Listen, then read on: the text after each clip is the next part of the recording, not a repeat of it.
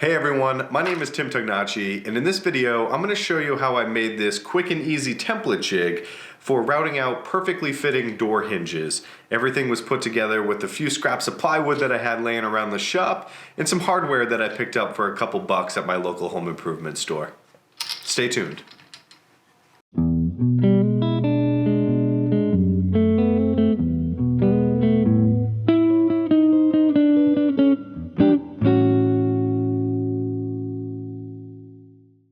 So quick backstory here, I'm in the process of redoing one of the rooms in our house, and the trim and the doors were painted with this tannish eggshell color, and I wanted to repaint everything white.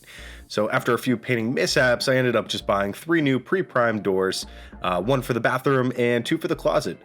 Since the doors were fairly old, I decided to buy those without the hinges already routed in because I wasn't sure if the alignment was going to match. I started off by drawing an outline of the door hinge on a piece of 3/4 inch plywood that I had left over from a previous project. And to determine the length and width of the jig, I took out my router and measured the distance from the bit to the outside of the faceplate.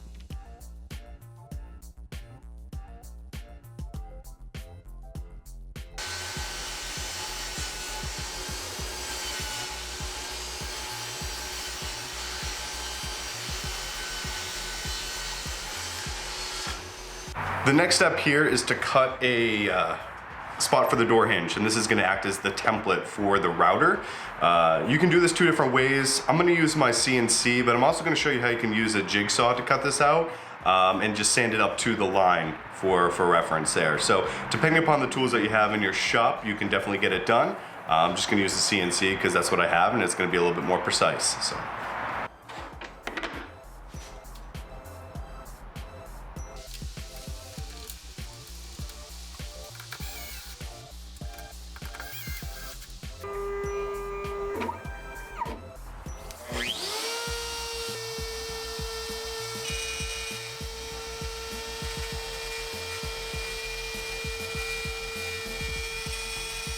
I set the depth of the cut just shy of the thickness of the plywood, so after a quick pass through the bandsaw and some light sanding, my CNC version of the template was done.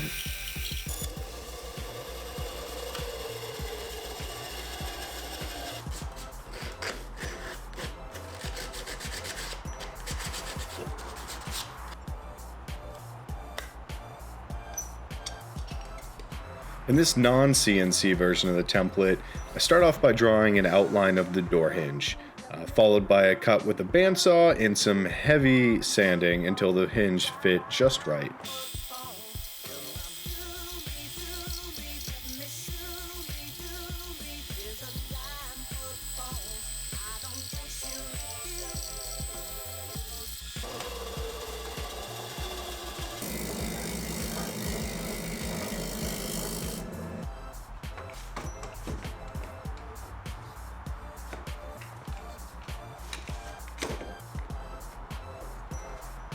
I ended up getting the best results with a 120 grit sanding disc from my orbital sander wrapped around a dowel.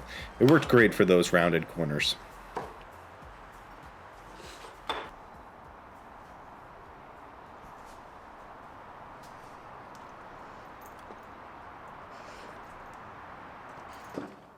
Now that the top template for the router is completed, I'm moving on to the base. This is what the template will attach to, allowing the jig to be able to clamp to the door itself.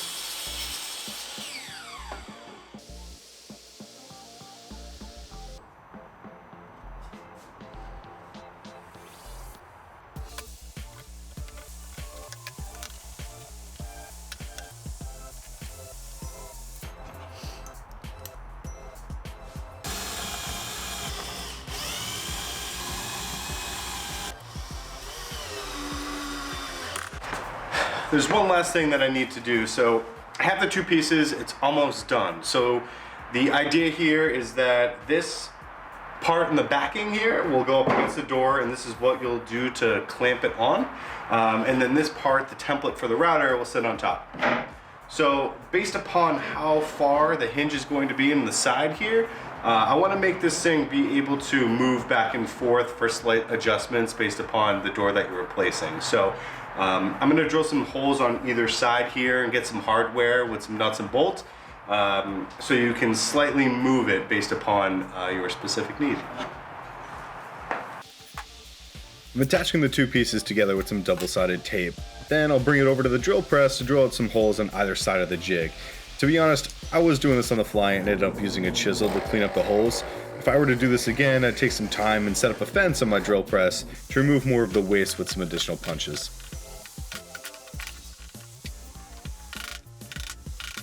I wasn't quite sure how I was going to mount the hardware for this, so I definitely ended up buying way more pieces than I needed. What I came up with isn't pretty, but hey, it got the job done and I learned a thing or two along the way. I did a terrible job at filming this process, but I'll try my best to explain it. I attached the threaded inserts to the hex bolt. Then by screwing the bolt itself, I put the inserts in the two holes that I drilled out in the template. I placed a washer on the hex bolt, then put it through the bottom of the jig. Next, I fastened the wig nuts to the bolts that popped up through the top of the jig, which will be used to tighten and loosen the template for adjustments. You can skip this whole step entirely if you don't need the jig to be adjustable.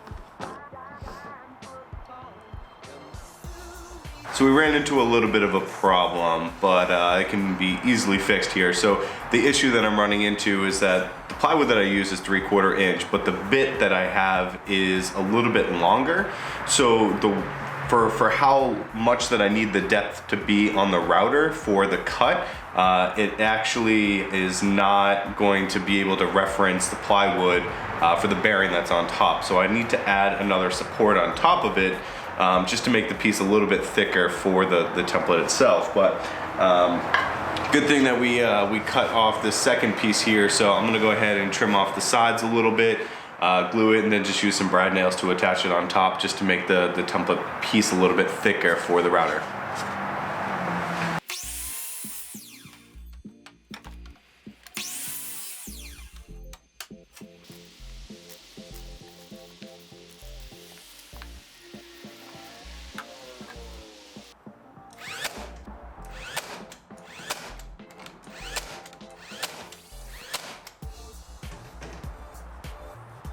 I used my flush trim bit to make sure the two pieces were identical. Here I'm measuring the depth of the cut that I need to make using the old door for reference. I'll transfer that to the new door, add the top bearing, straight trim bit to my router, make the cut, and the project is completed.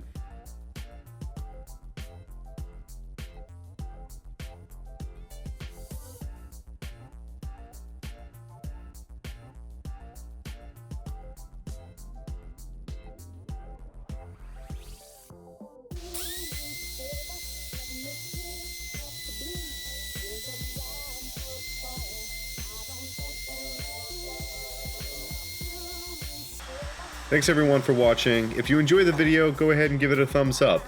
If you'd like to see more beginner woodworking projects and home improvement ideas, go ahead and subscribe. I'll see you guys in the next one.